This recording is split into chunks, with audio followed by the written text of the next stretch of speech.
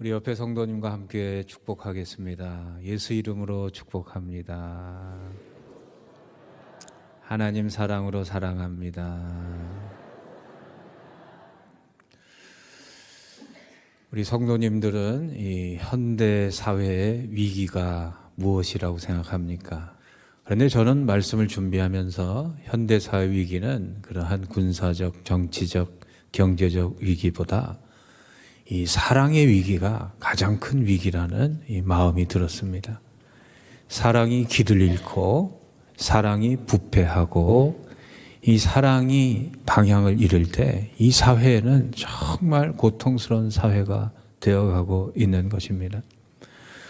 예를 들면 지난주에 이 사랑하는 사람에게, 사랑했던 사람에게 이 3명의 사람이 죽임을 당했습니다. 이 데이트 폭력이라 그러죠. 이 사랑이 어긋나니까 잔인하게 이 3사람을 살인했습니다. 옛날에는 사랑에 실패하면 자기가 죽었지, 자기가 죽으려고 했지 남 죽이지 않았습니다.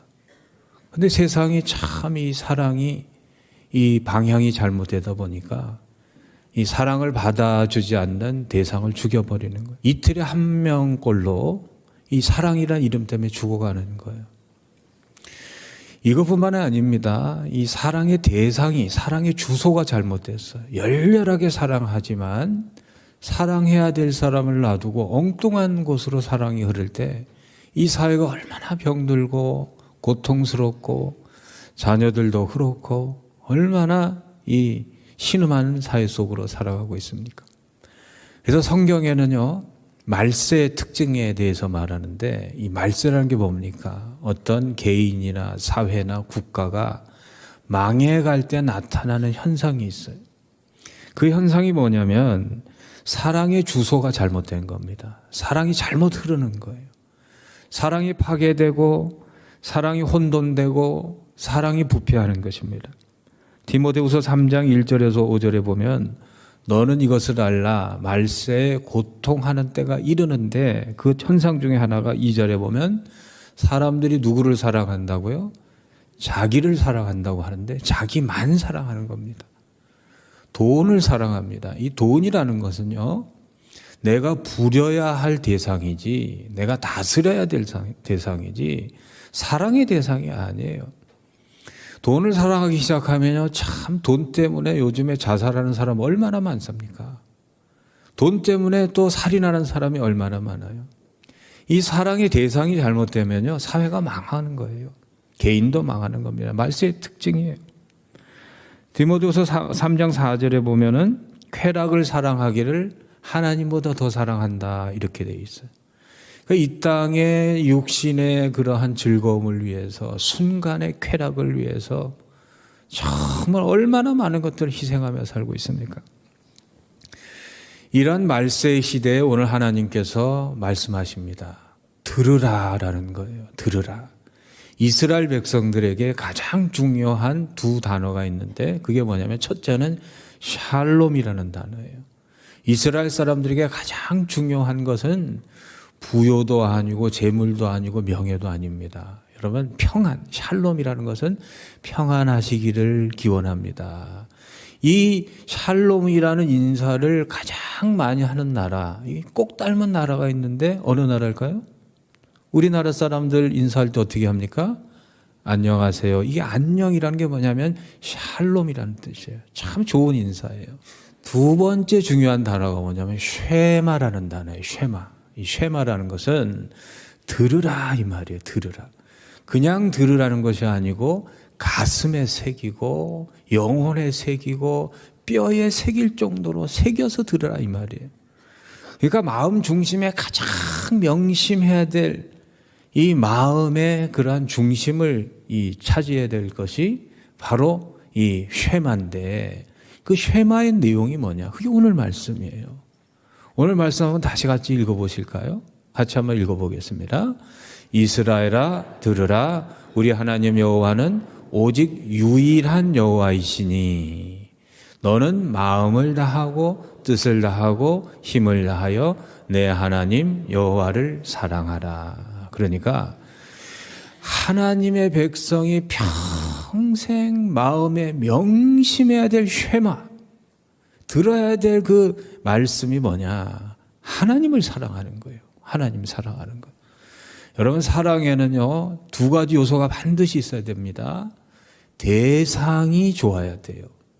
대상이 바라야 됩니다. 그리고 사랑하는 대상을 향한 열심이 있어야 돼요. 아무리 열심을 내서 사랑을 해도요, 대상이 잘못되면요, 그건 이 어긋난 사랑, 이 오류 사랑입니다. 열심히 사랑하는데 옆집 아줌마를 사랑하고 옆집 아저씨를 사랑한다. 이거는 이 죄악된 사랑이에요. 사랑한다고 말하면서 말로만 사랑한다? 허무한 사랑이에요.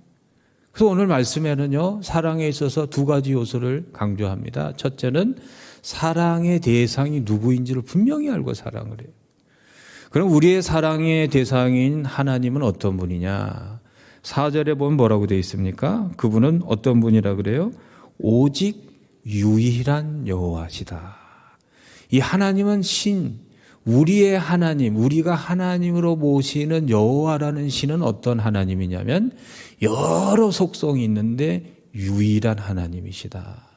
그래서 이 아시아 국가에 많은 나라 사람들이 하나님을 믿는데 유독 아시아에서 예수를 제일 잘 믿는 나라가 어느 나라 사람들이에요? 대한민국 사람이에요. 이것을 신학적으로 분석을 했는데 왜 대한민국 사람은 그렇게 하나님을 잘 믿느냐? 여러분, 일본에 가보면요, 이 주요 신, 그러니까 이 셀 수 있는 신만 800만이에요. 그러니까 이 일본 사람들은 하나님의 그런 개념이 유일신 개념이 없어요. 근데 우리는 하나님을 하느님이라 안 하고 뭐라 그래요? 하나님이라 그래요. 예수 안 믿고 하나님 안 믿는 사람도 이 길 가다가 뭐 어떻게 사고가 나거나 자동차 사고 나거나 하면 전부 다 아이고 아버지 하나님.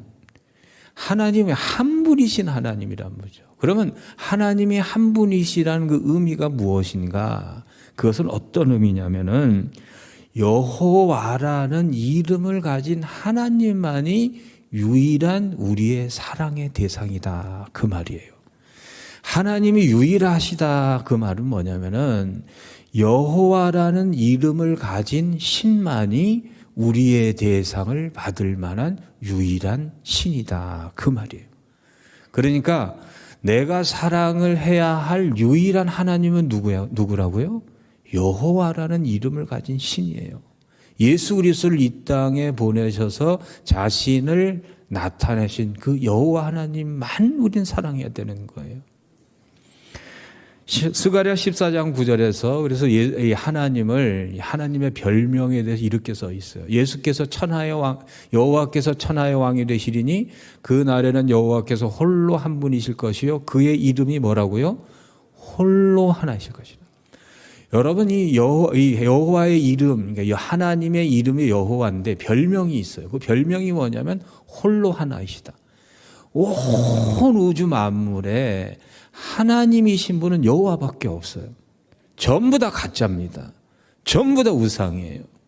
여호와 하나님만 믿으시는 저와 여러분 되기를 소망하고 기도합니다. 그래서 이 하나님은 홀로 하나이신 분이시기 때문에 사랑도 양보하지 않으셔요.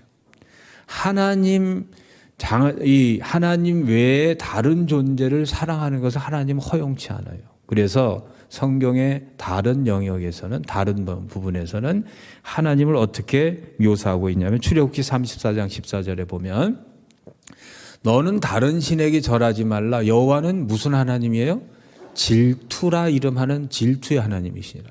그러니까 하나님의 이름이 여러 가지가 나오는데 원래 이름은 여호와예요. 그런데 그 하나님의 별명이 많아요. 홀로 하나이신 분. 출애굽기 34장 14절에는 질투하는 하나님. 여러분, 세상적인 질투는요, 좋은 그런 뜻으로 쓰이질 않아요. 세상의 질투는 뭐냐면 나보다 나은 존재가 존재하는 것을 견디지 못하는 마음이 질투예요. 나보다 잘난 사람이 내 옆에 있다? 화가 나는 거예요. 나보다 돈 많은 사람이 옆에 있다? 열받는 거예요. 이게 질투예요. 이게 세상적인 질투예요. 나보다 나은 존재를 죽이고 싶은 마음, 이게 세상의 질투예요. 그럼 하나님의 질투는 뭐냐? 하나님의 질투는 이거는 본질적으로 달라요.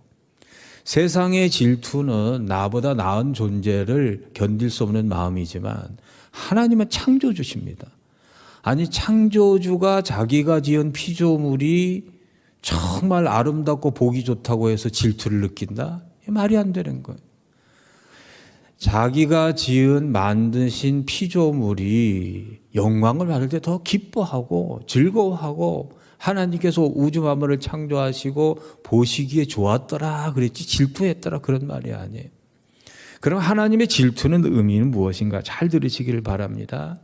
성경적 질투, 하나님의 이름이 질투라는 의미는 뭐냐면 내가 자랑스럽게 여기거나 소중히 여기는 것을, 소중한 것을 지키는 마음, 그게 질투예요.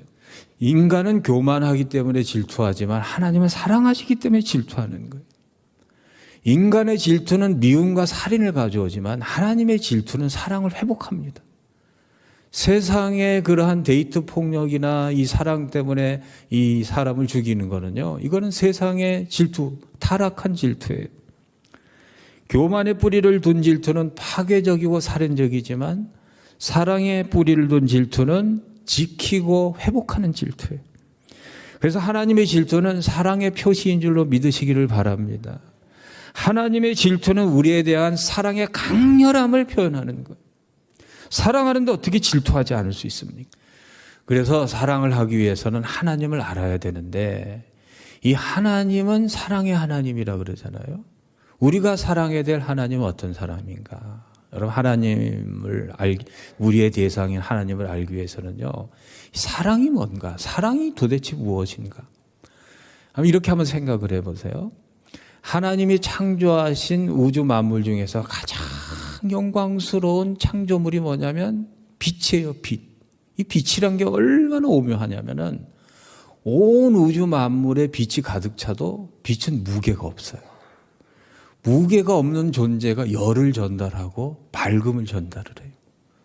지금 이 성전에 가득 찬 빛의 무게를 다루면 0이 나와요.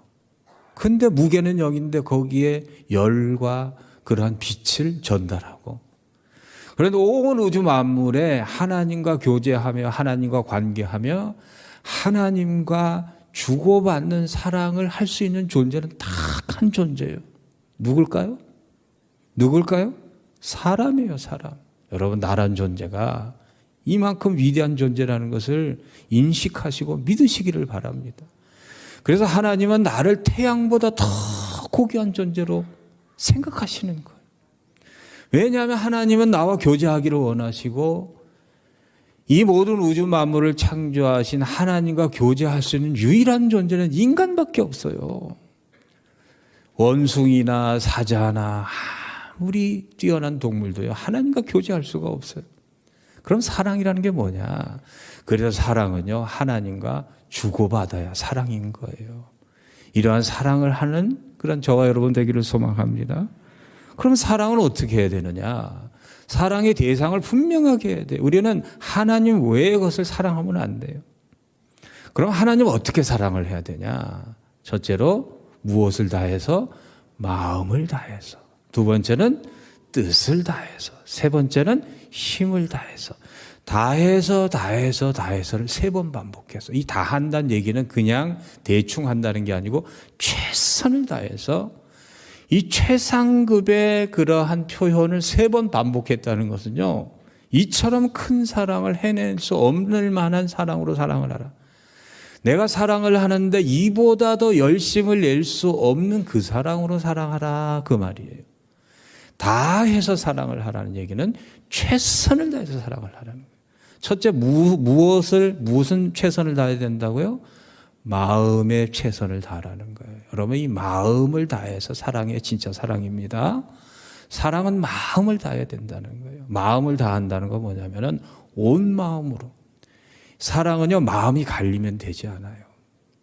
마음이 갈리는 사랑은요, 그건 부패한 사랑이고 타락한 사랑이에요.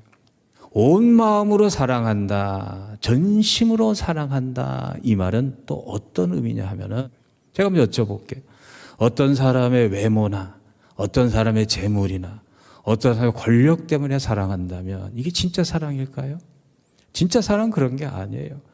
우리 안에 입혀져 있는 외모나 재물이나 권력은요, 다 사라지게 돼 있어요. 언젠가는 사라지게 돼 있어요. 그런데 얼굴에 미모가 사라졌다고 해서 그 사람의 존재가 바뀐 게 아니에요.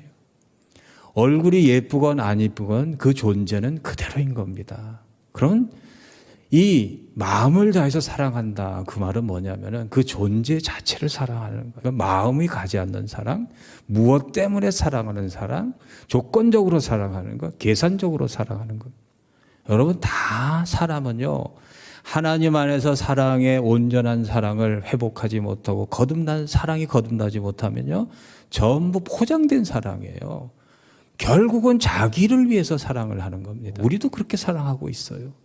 내 남편의 재물 때문에, 내 아내의 외모 때문에, 그 사람의 무엇 때문에 계산하는 사랑.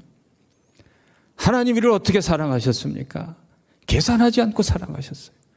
하나님 우리를 어떻게 사랑하셨습니까? 조건 달지 않고 사랑하셨어요.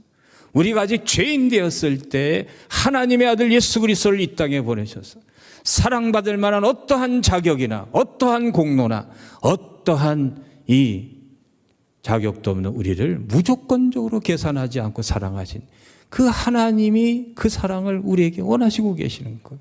그게 마음을 다하는 사랑인 줄로 믿습니다. 그래서요, 정말 사랑하는 사람은요, 마음으로 사랑하는 사람은요, 계산하지 않아요. 그래서 계산하는 사람은요, 믿음을 끝까지 못 지킵니다.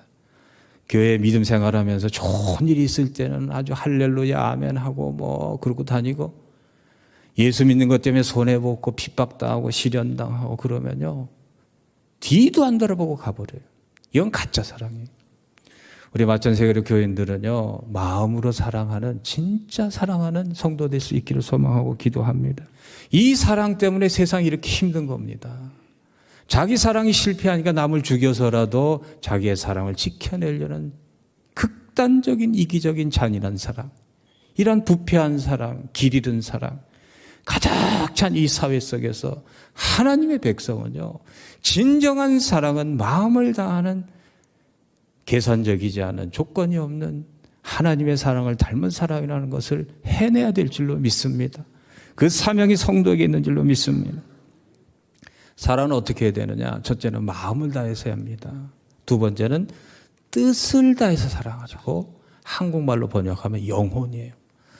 뜻을 다한다, 이 말은요, 내 영혼을 다해서. 요즘 젊은이들이 영혼을 갈아서 이런 말을 하잖아요. 그거랑 사실 똑같은 뜻이에요.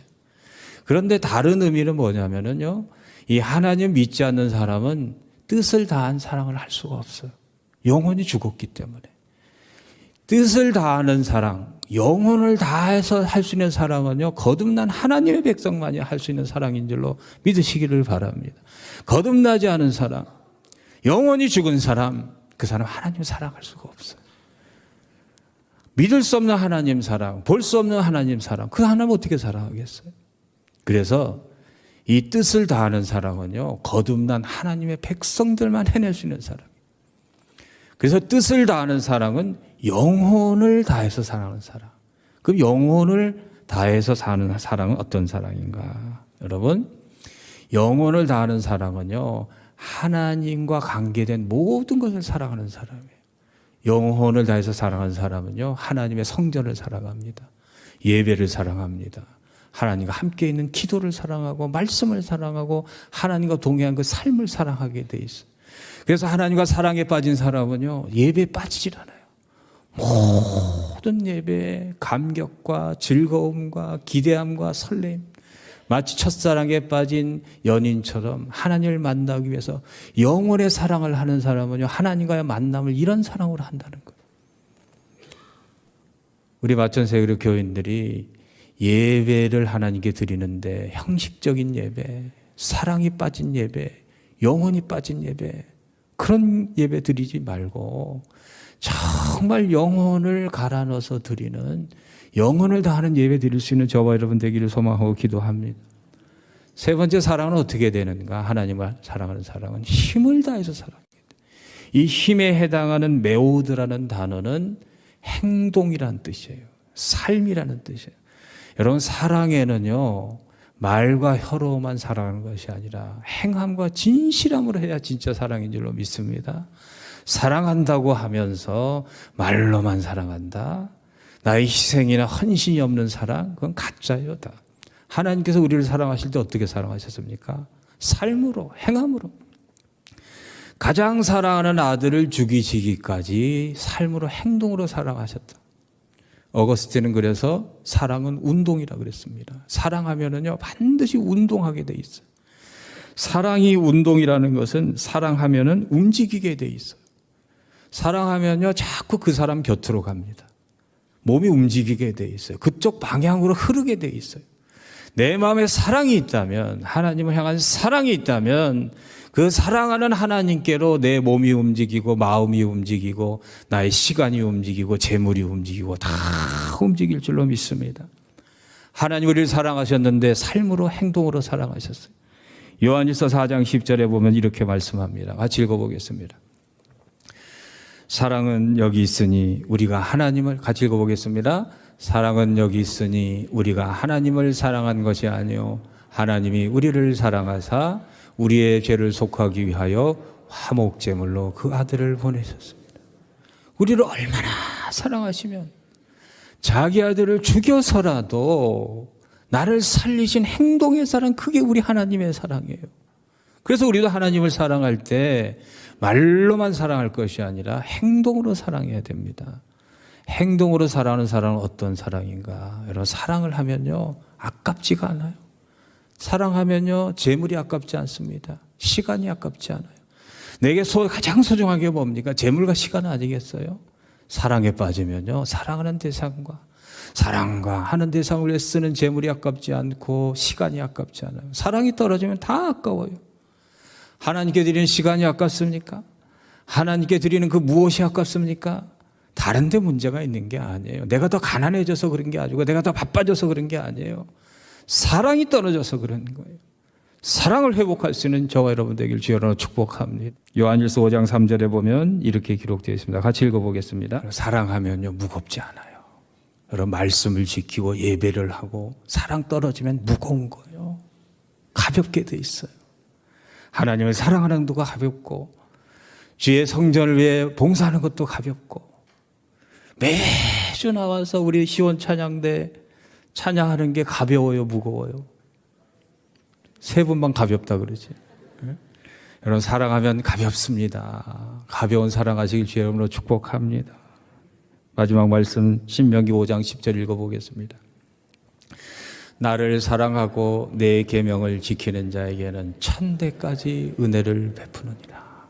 여러분, 하나님은요, 이 온 우주 만물의 하나님을 사랑할 수 있는 유일한 존재인 사람이, 내가 하나님을 사랑하면요, 그것에 감격하셔가지고 천대에 가도 영원토록 사랑해 주시겠다고 약속하셨어요. 그래서 오늘 예배드리면서 하나님을 향한 순수한 마음의 사랑이 회복되고 뜻의 사랑이 회복되고 삶의 사랑이 회복되는 저와 여러분 되시기를 주의 이름으로 축복합니다. 기도하겠습니다. 하나님 감사합니다. 사랑이 부패하고 사랑이 길을 잃고 폭력적인 사랑이 가득 찬 이 세상 가운데 하나님 닮은 사랑하게 하여 주옵소서. 하나님이 나를 조건 없이 계산 없이 이타적으로 사랑하신 것처럼 우리도 이 사랑을 하여서 이 세상을 조금이라도 밝은 사회, 순결한 사회, 사랑이 넘친 사회로 만들게 하여 주옵소서. 예수 그리스도 이름으로 기도합니다. 아멘. 지금은 우리 주 예수 그리스도의 은혜와 하나님의 영원하신 사랑하심과 성령님의 위로 함께 하심의 역사가 하나님을 향한 사랑과 세상을 향한 사랑을 새롭게 하여 전심으로 사랑하며 살기를 소망하고 돌아가는 전 세계의 모든 교우들 머리 위에, 그 가정과 자녀와 삶의 자리 위에, 주의 몸된 성전을 위해 수고하고 애쓰시는 모든 봉사자들 머리 위에 지금부터 영원토록 함께 하시기를 간절히 축원하옵나이다. 아멘.